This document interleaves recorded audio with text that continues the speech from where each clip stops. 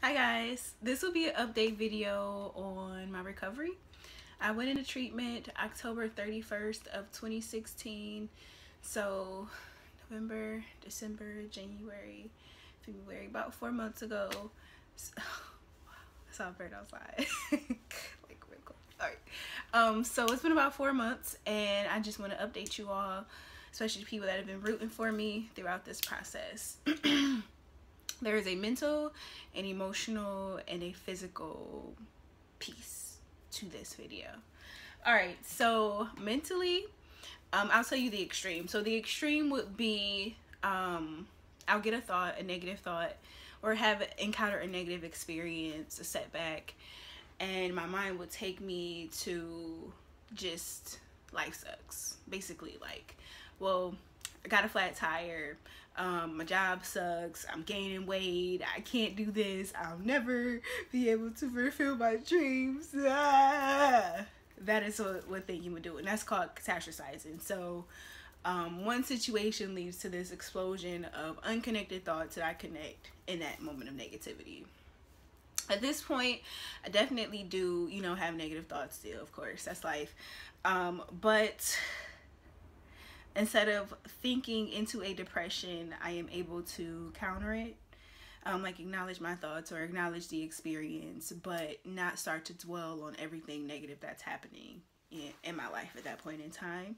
Kind of just like, this sucks. I feel that it sucks. I feel the sadness or disappointment, whatever, and move forward.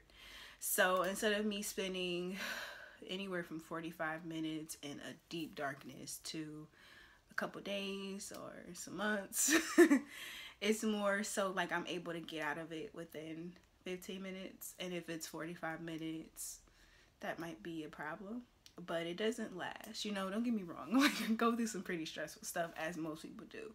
So, it will weigh you down at times if you think about it. I think that that's natural. But I don't really get stuck there, like continuing to move even though my circumstances are kind of sucky. Emotionally, I feel like I'm a lot more emotionally, I'm naturally an emotional person. I'm empathetic.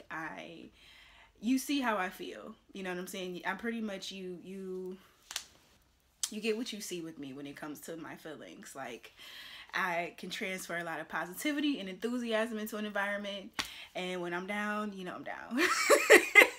So, okay, we gonna get me out of space today. And that's just like who I am naturally.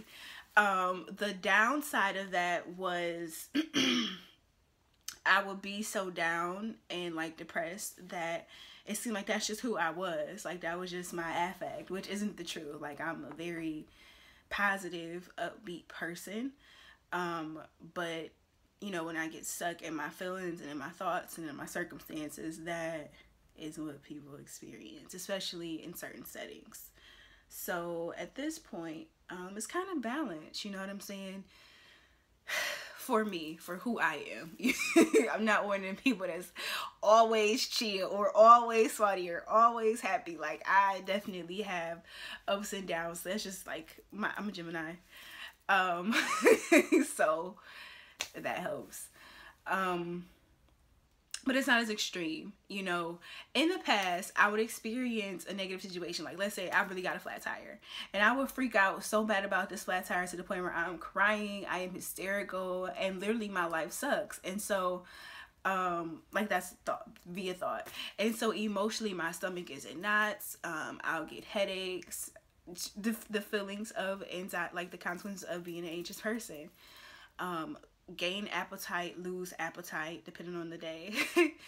And so I don't have those issues as much. Definitely struggle with it, because I have a lot of huge stressors, transitional stressors in anyone's life going on, but able to work through it, able to not have that extreme depressed low. Like, even when I do have depressed moments, I mean, all people do. You get clinically diagnosed for it when it's an extreme and it's really impacting your life, your ability to live a fulfilling life. Just to put that out there, that we all have depression at certain points in our lives, and you're not. Nothing is wrong with you. You just have to work at that. all right, back to the point. So do I have yes, so when I have my depressed moments, for example, I was in Target yesterday and I had to get extra large clothing, and that really bothered me. I was hurt, y'all. I was hurt because I was getting, you know, from extra large to large, and my goal would be like mediums, right?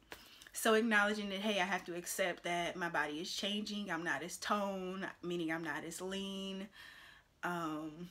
And I'm bigger, and I'm like extra large in a lot of stores is like that breaking point. Like, girl, if you get hair bigger, you're gonna have to order your stuff online. That scares me. I never, like, when you've been in the plus size section and you was around before there was any plus size sections, you know what I'm saying? Like, that is scary. Like, well, for me it is, at least. So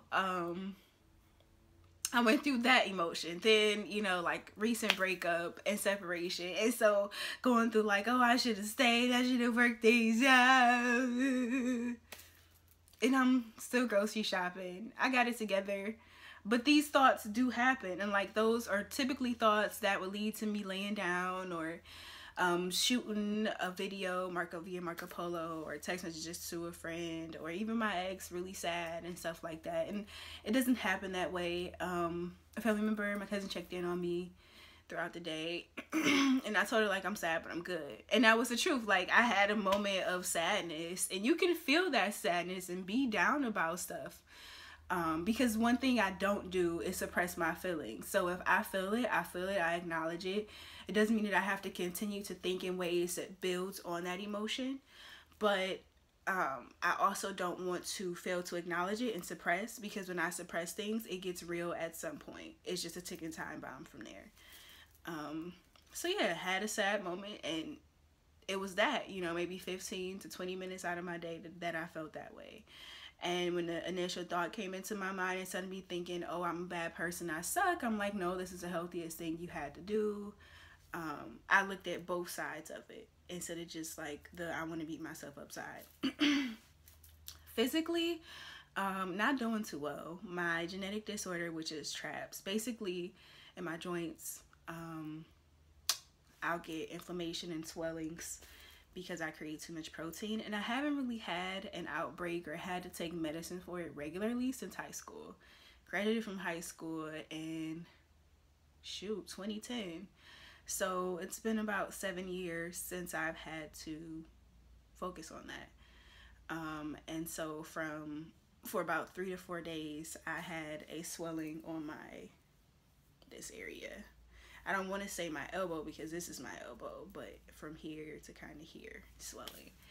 And that tells me that the way I'm eating is imbalanced and that I'm having extreme stress, because that's, you know, when it spiked is during my adolescent to teen years, when I was in like a lot of stressful situations. Sorry, y'all.